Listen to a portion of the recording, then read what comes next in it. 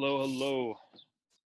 I'm going to give it one quick minute. The recording just started. I'm going to pause the recording to allow for the students to populate my live lesson room, and we will go ahead and get started from there. Gonna have a final? Pause the recording. So I just went over the weekly outline. Sorry, who is that? Do you know who else is gonna have a final or no? It's kind I of believe like everybody's whoever. going to have a final. Honestly. Because I know Colliard's doing like this. We had to make a study guide for the AP exam instead of her giving us a last AP exam. Because I know she does that. Yeah, there's some people that have discussed other things, but I don't compare our class with other AP classes. First off, and the other I would say U.S. history, but the other history department are also giving finals. So Okay. Kaylin is trying really hard to mask laughter. I don't know why. Hi, brother. Let's go to the notes. Civil rights in America, a very heated topic, a very interesting section. One that I love to discuss. I love to watch like documentaries and stuff on this. It's super interesting to me. Not just the big ones like Martin Luther King and his March on Washington, but the smaller things that get ignored. People like Emmett Till, the Topeka, Kansas versus the Board of Education. Westminster, Mendez versus Westminster, the bus boycotts in the South. There's a whole host of different items that really bring about civil rights in America, because we did finish off Vietnam, correct? Yeah. Okay, cool. So civil rights in America. First off, this is Leavittville, this picture here. It's a great little picture. As you can see, these are what I call cookie cutter homes, right? Almost all these homes are probably one of 2 or 3 models. The streets are all pretty similar. All the lots are like the exact same size. You guys can see this, and this is like half of Brea. If you guys really think about how Brea is formed, this is very similar to streets in Brea, especially South Brea. You know the hood. The hood down by my parents' place. Yeah. I say that, Kaylin. Okay, I see you just laughing at me. Ha ha ha. The hood of Diamond Bar is harder. But South Brea, and by hood, I just mean like older houses, right? These houses were made in the late 50s, early 60s. Brea, you can tell they are big yard. They are small houses. The original house my parents bought, they didn't buy the original one, but the original plot and house size was under 1,000 square feet. It was a 2-bedroom, 1 bath, 1 living room, and a kitchen. Since then, as many houses in Brea do, they have done a massive add-on, adding another bedroom, another bathroom, another living room, and a little kind of pantry room off of the kitchen. But this is because of the baby boom. And the baby boom and the boomers is the whole population that is born at about 1945 to about 1965, right? This is people who their father got back from World War I.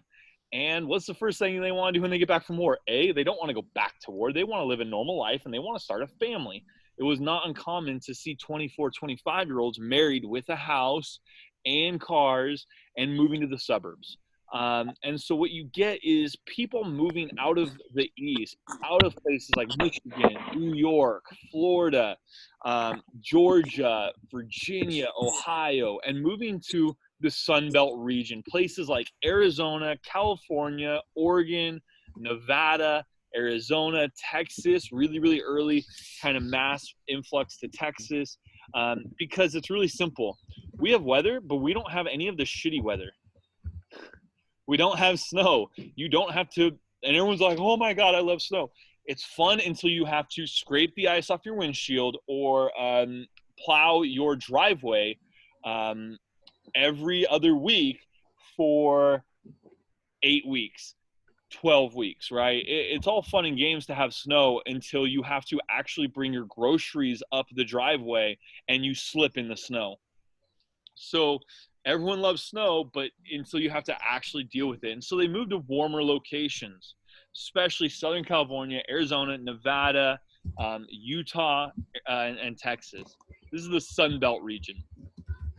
And a lot of these towns are going to be built like Leadville. Leadville is this picture as you see here. And it's very easy because a lot of these houses are cookie cutter, like I said. And so cookie cutter, they can be built to spec. When you do that, it makes building houses 10 times faster, building neighborhoods 10 times faster.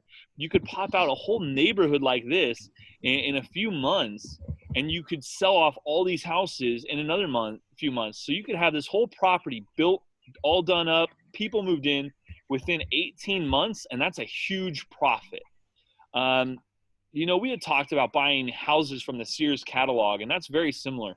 And so when people see mobile homes, like manufactured homes, people look down on that, but that's very much what the houses of this region were. They were very much the same. Hey, every wall knew their measurements. Every door was in place before it was built. All the windows were known about. All the diagrams were built, and they just built them. It was just go out there and do it. So it's really simple.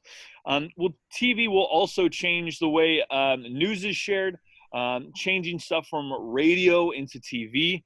You get the rise of the new music culture, right? You get the Beatles, and you get Elvis Presley, and you get kind of a new wave of music that is very changing to what the standard 1920s, 1930s music was. You get new popular culture. If you guys don't know, who's seen the old Cinderella on the old Disney animated Cinderella? Yeah, me. If you guys don't know, everyone's all like, I put it on for my parents last night, and they were like, oh, what was this movie made? Like the early 80s? It's 1950. The original animated Cinderella was 1950. So this is like the rise of Disney, right? This is the rise of all these different places. If you've ever seen, what's that movie called? The Truman Show, right? The Truman Show really showcases this whole thing in which a guy grows up in this very Levittown type of setup, and everything's perfect and jolly. But it's not. It's a giant TV scam show from a kid who's raised in this kind of bubble that he didn't know the outside world. That was a good show. Kind of like people who grew up in Brea. And so what happens is you also get new automobiles, Ford, Chevy, the growth of other ones like Buick, Pontiac, and you get the growth of the muscle car industry. The muscle car industry is only available because of highways. Highways start to get built like Route 66, which, by the way, you can jump on Route 66 right outside Barstow, and you can take Route 66 for multiple states. The new freeway constructions that are going to take place across the United States are all going to be created because of the car boom and to help cars grow, because they have to combat with trail lines. If you guys didn't know, in the early 50s, the automobile industry started buying out the different railroad land that railroads were on, and they would tear out the railroad tracks. Mark, which not Bailey. What's Mark? Your audio is on, and I'm getting feedback from it, dude. All right. So when you're not talking, just mute yourself like that. Thanks, man.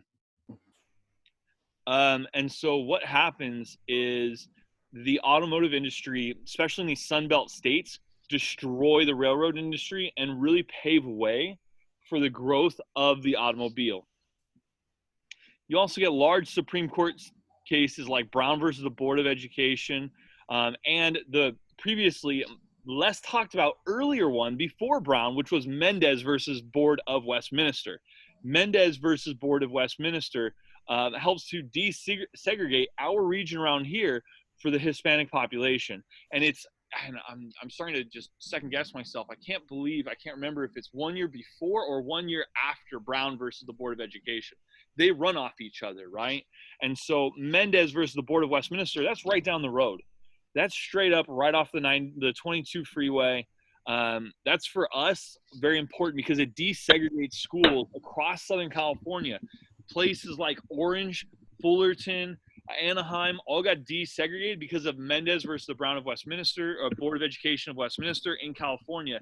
And California starts to desegregate early compared to the rest of the United States.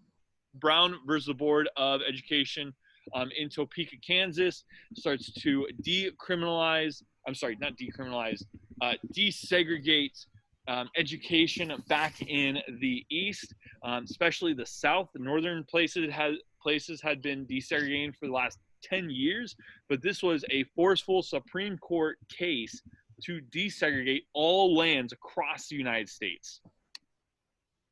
This was a huge breaking law case in 54. It really does change the tide. It finally reverses the age-old Plessy versus Ferguson, which is like 1880 something, 1890, which was fair but equal education, fair but separate but equal, and that's why African Americans had their own school, Mexican Americans had their own school, Japanese Americans and Asian Americans had their own school, and a lot of the time those places were given far less funding. There was not as good teachers. It was really rough. And this still happens today. You know, this is still something that goes on where some schools get more money than other schools because of their demographic. A lot of people say that it's unjust, and it's something that's being brought to light really recently. I had a video that I usually show you guys, but I can't because, you know, we're not in the classroom. Womp womp. Some states will try and fight Brown versus the Board of Education, like in Little Rock, Arkansas, where this picture is taken. In Little Rock, there was African Americans who were trying to go to the white school because it was right around the corner for them and not 10 miles down the road like the African American school was. And what basically happens is, who is this? This is Nixon of the time period, I believe. Nixon, where was it, JFK? Damn, I really need to do a little bit more background on this. I need to refresh my history. I think it's JFK.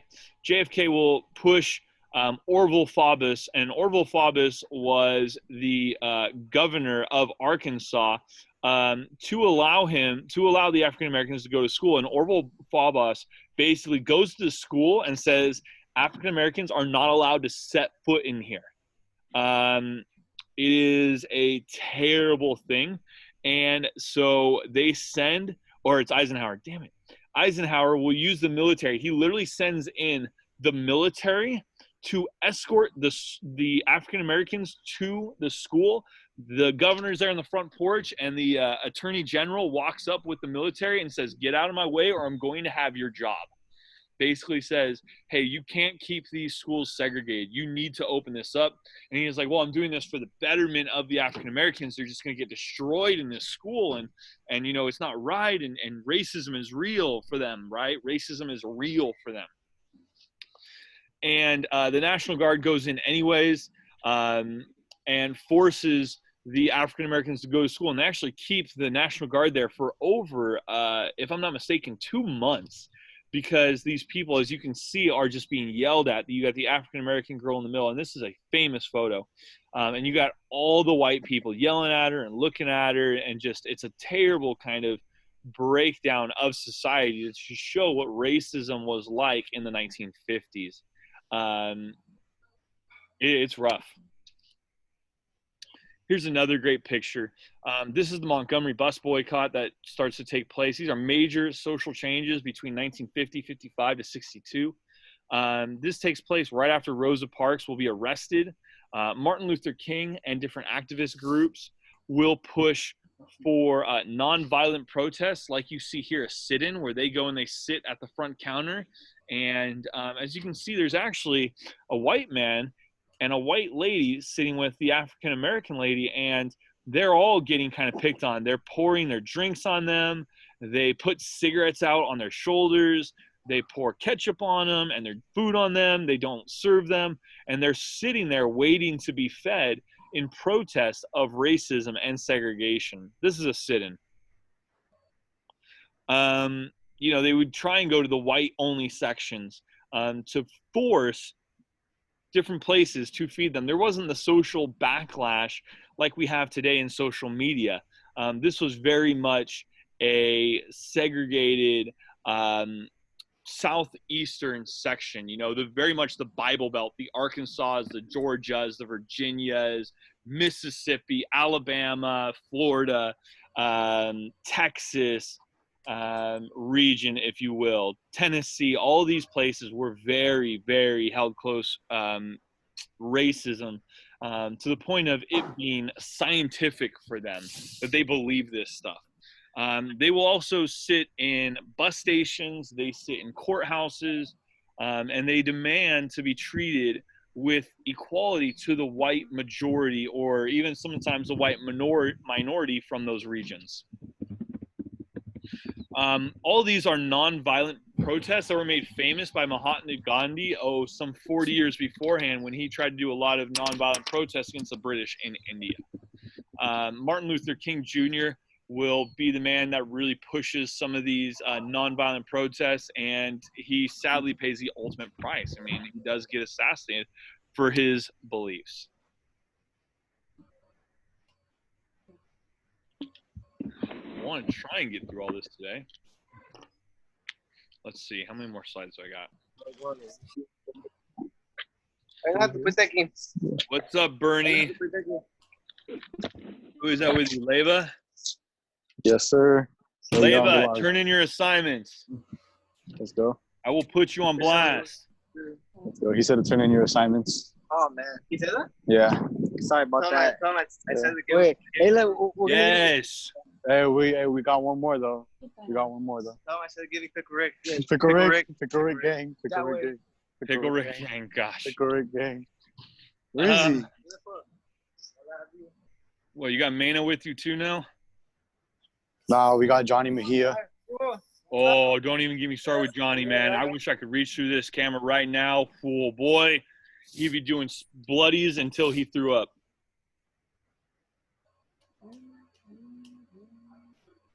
All right, let's continue on.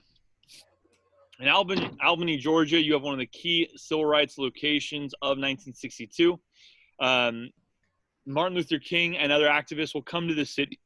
Will come to the city to protest against the city's bus stops and the busing situation. He is jailed, but it's literally brings more attention to them. And so what do they want to do is they want to release him. The white police kind of want to get rid of him because they don't want the attention. They don't want to be in the newspaper. And so what happens, he's told to leave, and he does, and sadly the local movement there will die. It's a huge failure in Albany, Georgia. Next, though, King continues on these campaigns of justice, and he'll go to Birmingham, Alabama, the most notorious and infamous campaigns for him. He starts with sit-ins, and he will be jailed. Basically, the religious groups will attack Martin Luther King because of his actions, saying he is bringing about riots and he is the person causing all these issues. And because he has done this, he is not doing it the right way, and he's not being peaceful about it. And this is where Martin Luther King will write his famous letter from Birmingham jail. Normally in the class, we would then start reading the letter from Birmingham jail. Maybe I'll put it on the assignments for next week. We'll see. It is a great little document. It goes over all of his actions and why he believes he's justified, and also has some of the documents from the white clergy. The city had to basically give in to the protest because they couldn't arrest any more people. They literally had all the prison cells filled up with protesters, and it got to the point where if you have people in cells, you have to pay for people to watch them. You have to pay to feed them. And so the government in Birmingham, Alabama, were actually running out of money. And so they have to free all these people. This brings changes in Birmingham, Alabama, and is declared a huge victory for Martin Luther King and the civil rights activists that go through there. Not only that, but you also get the first real news coverage of it, and it showcases some of the really violent attacks African Americans were subject to from white police and white minority or majority in the region. In '63, he will also march on the National Mall in D.C., where he gives the I Have a Dream speech. There's a great picture here. He waited till the very last to go last because everyone felt that if he went first, the crowd would actually disband. He read the whole thing with literally like one paragraph written down, and that was it. He gave the I Have a Dream part of it early, and it was not scripted. He was just a masterful speaker. He was one of the best speakers I have ever listened to. And I don't put these two in the same at all, but Hitler was like an amazing speaker, and that's why he could get the masses. Abraham Lincoln was an amazing speaker. JFK was an amazing speaker. Nixon was also a pretty good speaker. Martin Luther King was one of the best speakers I've ever listened to, with how he portrays his images. He gets people to buy in by the visions that he gives. In 64, the Civil Rights Act will be passed by Lyndon B. Johnson, who takes over after Kennedy. And it bans discrimination and employment in public accommodations. So no discrimination in public parks and public beaches, in places like courthouses. It is a huge win for African Americans of the time period, and is really because of the pushes from not just Martin Luther King, but other people and different activists of the time period. We only got two more. What time is it? 36.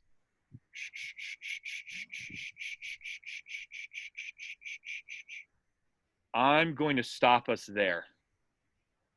Yeah, that's right. I'm going to stop us there. Yay. Yay. Any questions on today? Any questions about what's going on? I'm going to take a quick picture of everybody. Try and stay in here.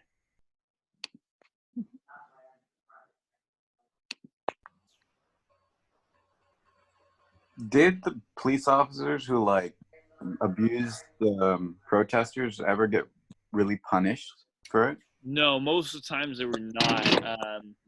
The problem is when you have systematic racism like that, right? Milena, mute me. What? It's having a lot of feedback for some reason, or was. When you have systematic racism like that, it means that people can continually get away with racism without having to feel the punishment of racism, because people around them do not believe what they did was wrong. There is a whole host of movies on this. There's some really famous ones with like Matthew McConaughey and who's the dude that does all the Mission Impossibles? Tom Cruise. You know, there's I can't even bring about the amount of movies that have been made about systemic racism. And the crazy thing is you don't really see it until you go there. And so while you know, we're seeing crazy things right now, like people Detroit, definitely, Milena, Chicago, a lot of these places that just have a much bigger African American community. Brea does not have a large African American community. It never has. I have one of my buddies wrote a paper on racism in Brea and North Orange County back when he was doing his graduate work at Cal State Fullerton. It's a great little piece. But the fact is even in today's world, Brea and North Orange County does not have a large African American population. It doesn't. LA has an African American population, and it's still not at places of the East. And so when you get that, period. Oh, are you like seconding what I'm saying?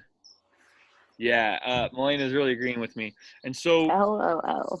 You know, there is racism here. Let's not like confuse this. Let's not say that there isn't. California isn't perfect. Brea isn't perfect. There is still massive amounts of racism in California, but a lot of it's not geared towards African American because there just isn't the population that we see there. I've seen a lot of racism towards Mexican Americans, like insane amount, because I worked in the soccer industry, and I had a lot of Hispanic friends, and I hung out with a lot of them. Right, I saw a lot of that stuff happen. You know, it's not until you go to places, right? When you go to Kansas City, when you go to Atlanta, Georgia, when you go to these other locations that you do start to see some of this stuff. And for all of us, you know, we've had a very sheltered life.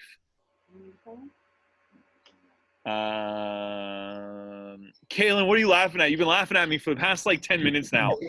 Straight up. Why? No, because my brother, he wants to butt in, but Feel free, man. What's his name? Clifton. Clifton, what's up, dude? You either want to yell at me or you want to agree with me. One of the two, dude. No, I'm not saying I don't agree with you. It's just like, Oh, but I'm waiting for the butt. There's a butt there. no, but I mean, you're talking about the African American community, and I just want to I kind of want to hear you elaborate more on that. Kind of. What part? Like, just give me. You want like the around the Brea area? Do you want it back east? Yeah, back east and around the Brea area too.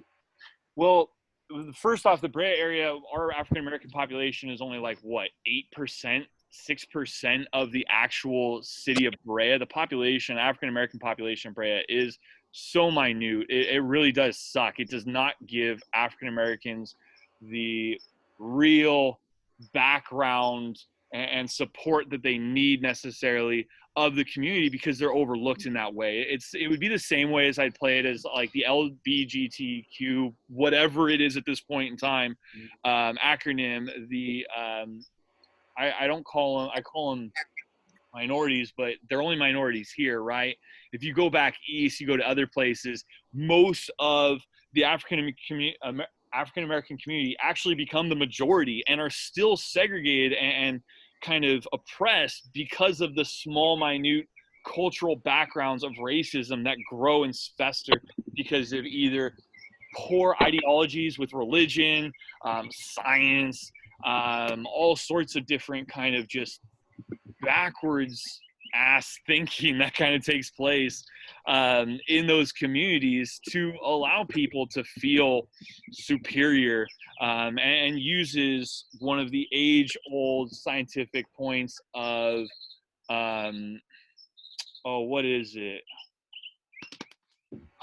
Evolution to prove their point, which is completely a fallacy, right? It's not real at all. And for some of those places, it's hard to make those changes. You know, it's getting big again right now. And I say big again right now, like it isn't big for us. But it's an issue that America has. It's like a giant scab that we continually break off us, and reopen. And it's something that really needs to be addressed and hasn't really, and you know, it's something that's always talked about and brought back, and you know, it's going to fix America, it's going to help, but it never really does. And the recent shooting of the young man that I can't remember his name, because I feel like there's so many of them at this point that it's just a repeat thing that's occurring, and then it just gets swept under the rug. But it took those people 2 months to get arrested for killing this kid for jogging in the neighborhood. It is really interesting to come back and live in a country that prides itself in being one of the best countries of the world and continues to deal with this huge issue, and that is they don't actually address major issues that take place. I totally agree. Can I ask where you're from, where you were born? Oh, I'm from here, but I've done a lot of studying over different types of history that go into it. Some of my biggest history is actually Native American studies. I did a lot of Native American studies, and a lot of that kind of overlaps with African American studies in early American history and abroad in other countries as well.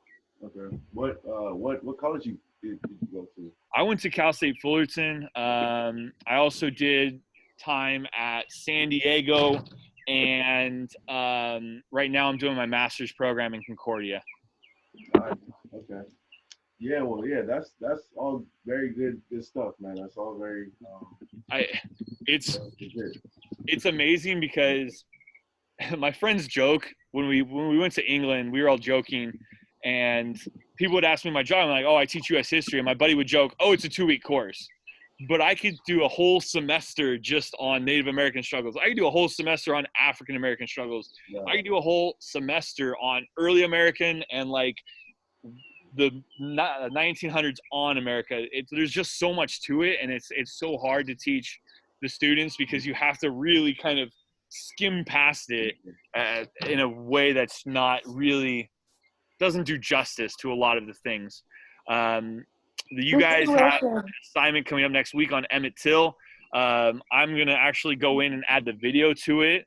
It's an African-American boy who is beaten for basically looking at a white girl, and it really brings national television to it. It's a really hard one. I had people walk out of my classroom last year because they felt it was too graphic, but I feel like it's not graphic enough for, sadly, the amount of impact I want to have on you guys. Listen, Yes. my friend from El Dorado is on your live. Hello, Julia. Yeah. Coolly. I'm going to go ahead and stop the recording there because I feel like we're just winding this thing on. You guys can hang out and chill.